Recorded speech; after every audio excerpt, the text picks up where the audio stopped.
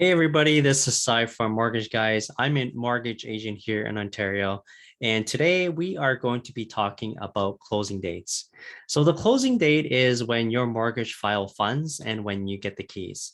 First of all, what I find is that most people, when it comes to the closing date, is that they will pick the first or the end of the month. I don't recommend this because those dates are the busiest times of the month for your lawyers and for the lenders. So if there were any issues that need to be resolved on the day of closing, and let's say you have a Friday, it's the end of the month, just like everybody else, guess what? Your lawyer and the lenders are going to have a lot of files on their desk to deal with that same day. So most likely what's going to happen is that they won't be able to give you the attention you deserve. What I would do, my recommendation is to pick an odd closing date, either the second week of the month, middle of the month, or pick somewhere in the middle of the week, something odd like that. And what that's going to do is it's going to ensure that you get the attention you need on your mortgage if there were any issues or if anything comes up. Okay. Because without the mortgage, your file will not close. As a mortgage agent in our process, we always want to make sure that when you do a mortgage with us, your file is broker complete as soon as possible. And what that means is that all conditions are signed off and ready to fund because we want to give the lawyer as much time as possible in order to fund. However, lawyers are real people. They got people to manage, staff, they got offices, and they can get very busy at the first and the end at the end of the month. So sometimes, yeah, they can miss a couple things and they'll ask you for the last minute items. And so, in my opinion, it just adds extra stress for no reason. Pick strategically, okay?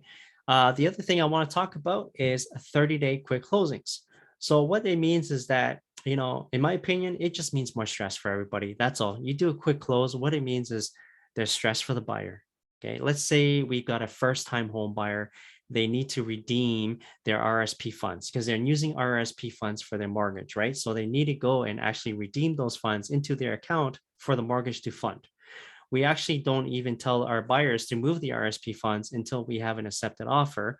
And moving those RSP funds can take sometimes weeks, right? I've seen them take up to 5 to 10 business days sometimes even longer, depending on where the RSP funds are being held.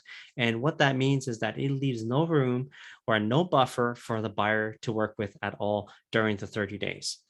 Don't forget, this also impacts the seller. I mean, if you put yourself in the seller's shoes, if you were selling, you better start blocking off some time, blocking off your weekends, anything that you can do, because you need to be out of that property in 30 days. And as a seller, if you were in a situation where you were buying a property as well, and you had to buy within 30 days, well, that's a lot of pressure. Another thing I want you to consider is the appraisal. So we cannot order the appraisal until we actually have the approval. Okay. When you get the accepted offer, we go get you the approval, but that can take 5 business days, depending on the bank that we place it with.